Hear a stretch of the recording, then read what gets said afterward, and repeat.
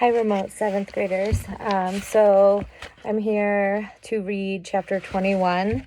In our last chapter, the one-man band video was attempting to happen. Brendan created an idea for a video named One Man Band where he would film himself doing each different instrument and then put all the films together so it would all be him playing all the instruments.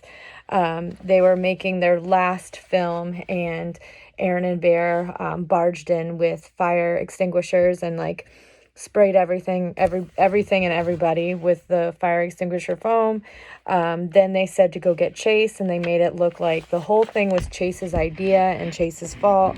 So Chase runs in and kind of plays tug of war with Bear with the fire extinguisher. And Joel gets in the way and gets bashed in the face with the fire extinguisher. The teachers come and break it all up and bring Aaron, Bear, and Chase to the principal's office.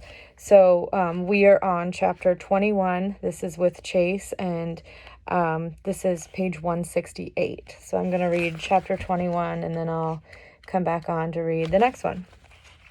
Chapter 21, Chase Ambrose. It should be familiar to me, sitting on the chairs outside Dr. Fitzwallace's office with Aaron and Bear, waiting for the axe to fall. Aaron assures me that our butt prints are permanently etched into the seats. I don't remember any of that, but it's accepted fact that the three of us have spent a lot of time here. Aaron settles himself comfortably and grins at me. There's no place like home.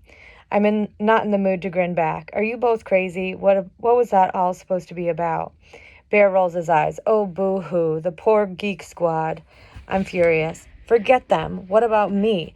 You've just gotten me in a lot of trouble. What about yourselves? You're both going to get kicked off the football team for this. And for what? So you could spray fire extinguisher foam on a bunch of band instruments?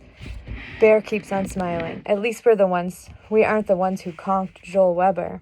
That was an accident. You think Fitzwallace is going to believe that? Bear retorts. Who's going to back you up? Your video dweebs? I kind of doubt that you're their favorite person right now. I'm so upset I can barely come up with the right words. You did this on purpose to frame me. We're supposed to be friends. And you were so dead set on wrecking my life that you didn't even care if you went down the drain with me.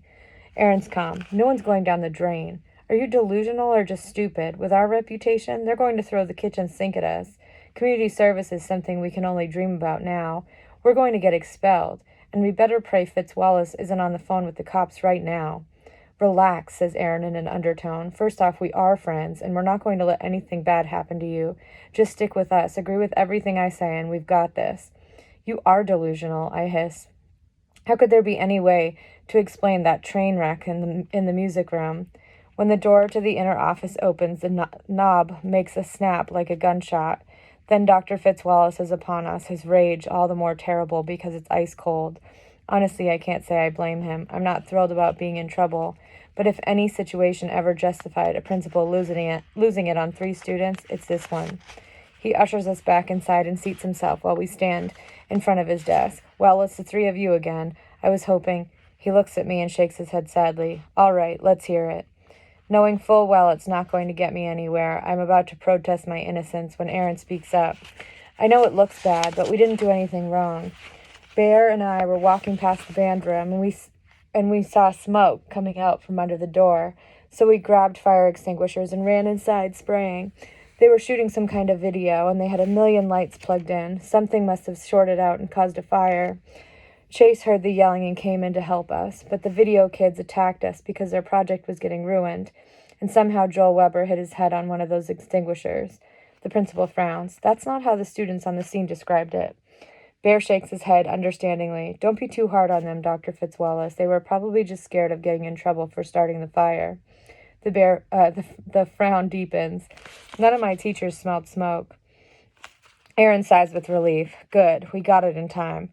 Dr. Fitzwallace shifts his gaze from the 2 of them to me. And that's what happened? This is it. Time for me to shoot down Aaron's ridiculous lie and speak up for my own innocence.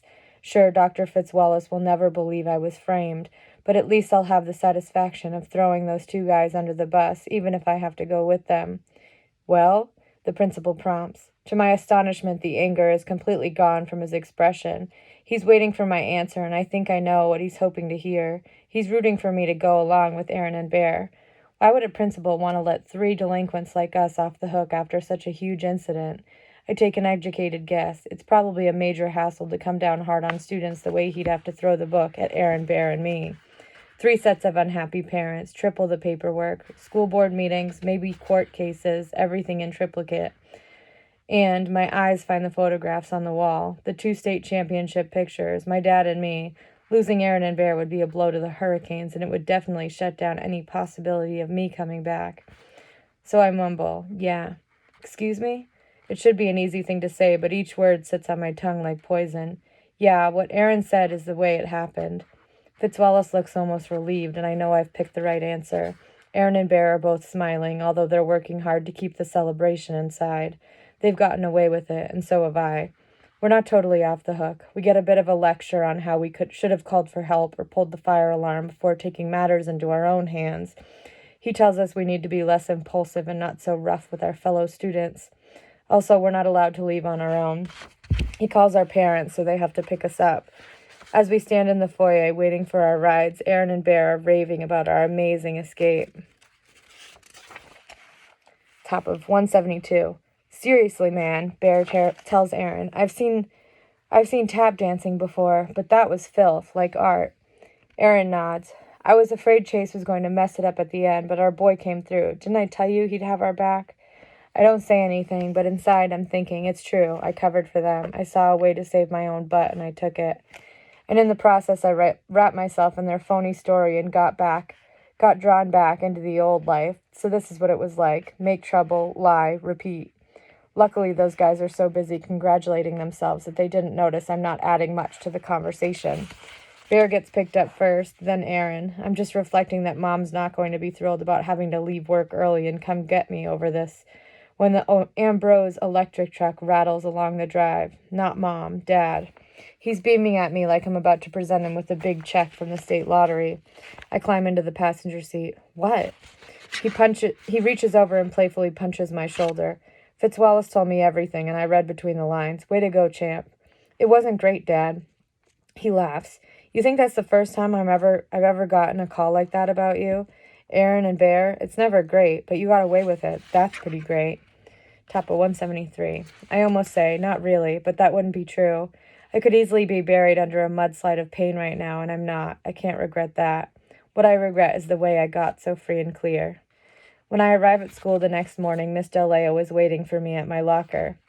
You know about what happened, I conclude. I'll apologize to Brendan, Joel, and Kimmy when I see them at video club. She shakes her head sadly. I'm sorry, Chase. You're not part of the club anymore. Maybe I'm stupid, but that really catches me by surprise. Nobody told you I didn't do anything wrong? Suddenly, there's a bowling ball in my throat, and I can't seem to clear it away. I spoke to the Webbers on the phone last night, she tells me. Joel's okay, but the family is pretty rattled, considering that the injury came from you. What about Brendan? I press. He knows I'm innocent. I had a talk with him, too. He's not sure about your role, but the word innocent never came up. She shoots me a penetrating gaze. And it doesn't help that you backed up the story that your 2 friends spun about an electrical fire. My heart sinks. She's right about that. I signed on to the lie to save my own skin. And I never thought about how that would look to the video club kids. They knew there was no fire. They've all been waiting for me, the old me, to show up, and I delivered. So they kicked me out, I say. She shakes her head. That decision was mine. I'm really sorry, Chase. You were doing so well. Warrior is the best middle school project I've ever seen. I think of Shoshana. I can only imagine how mad she must be. Don't worry, Miss Deleo. I said, oops, lost my bookmark, sorry. Don't worry, Miss Deleo, I say, surprised at how hard it is to keep my voice steady. I'll stay away. It bugs me, but what really bugs me is how much it bugs me. What do I care that a bunch of video dweebs don't want me in their club?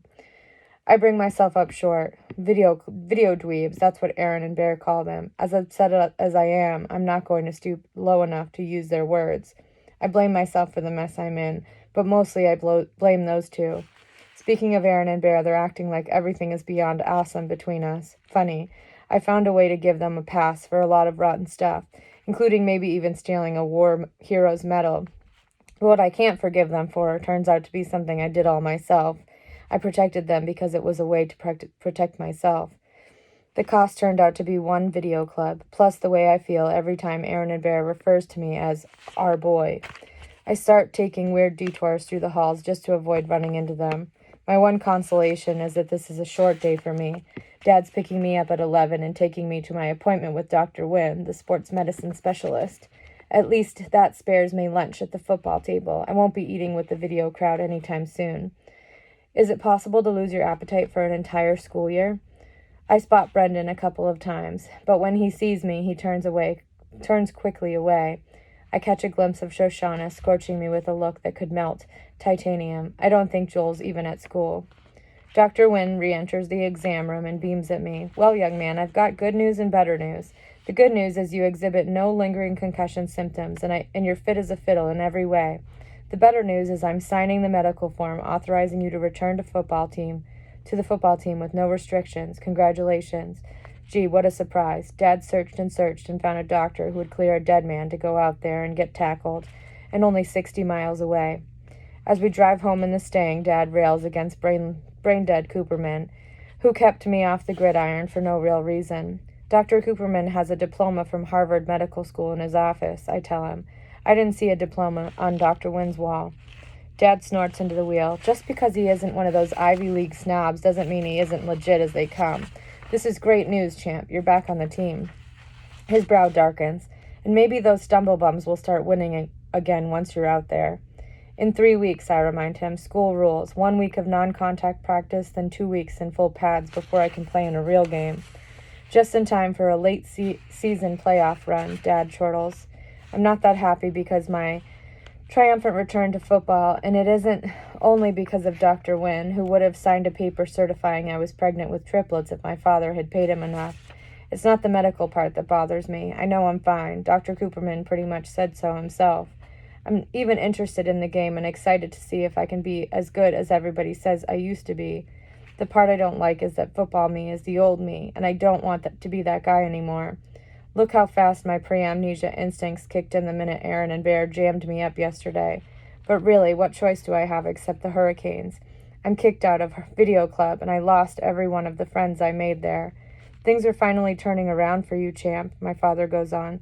But maybe not the way I want them to, I complain. Why, because a bunch of sissies are ticked off at you? He doesn't understand why the video club thing hurts so much. I'm not sure I understand it myself. Tapa 177. It isn't just the kids. Miss Daleo was the one who kicked me out. Teachers. Dad snorts. They'd have to slap you on the wrist to make it look like they're in charge. You'll notice you're not banned from the football team, and neither are your buddies, Aaron and Bear. When I played, I had the whole faculty wrapped around my little finger. Sure, they threw me a detention every now and then to make it look good, but after the state championship, I called the shots in that school. For the first time, I say it out loud. Aaron and Bear might not be my buddies anymore. Oh, come on, champ, don't be that way. He beams at me. First that mess with the Weber kid, then the accident, and feels like it took forever to get the old Chase back. Don't tell your mother, but I'm proud of the way you handled Joel. You made your statement, that's for sure. I don't bother to point out that I wasn't making a statement with Joel. It looks more like my buddies Aaron and Bear were making a statement with me, and all it took was a sick imagination and a lot of fire extinguisher foam. By the time we get back to Hiawassee, it's 2:30. No sense bothering to go back to school. Dad drops me off at home, making me promise to report to football practice with my newly signed medical form promptly at 4. And I will, not because I want to, but because I'm too depressed to resist. Unhappiness sucks all the energy out of a guy. Upstairs in my room, I gaze out the window at the shingles of the sloping roof. For a weird instant, I actually remember sitting out there when I wanted to be alone with my thoughts. Top of 178. Or maybe it's not a memory at all, but something I'm imagining because I've been told so many times that's what I used to do. On a wild impulse, I raise the window and swing a leg over the sash. Carefully, really carefully, I crawl out there. I'm expecting to be terrified after what happened. Actually, though, I'm pretty comfortable on the gently sloping shingles. It even feels familiar. It's not a flashback exactly. Still, it has to come from my lost past. I definitely haven't been here lately. I swore to Mom that I'd never go out on the roof again. But she's at work, and never is a long time. To my amazement, my body arranges itself into the position I'm told I used to prefer, butt planted, knees bent, feet flat on the shingles. It's a different kind of memory, muscle memory. Amnesia can't touch that. I understand why I liked it up here. It's peaceful and private. The town is all around, and I'm above it, so nothing can reach me. I see the school and the football field I'll be on in a couple of hours. Not far away, toward downtown, is the Portland Street residence where Mr. Solway lives. And there's the park where we filmed Leaf Man. Just the thought of it brings the bowling ball back to my throat.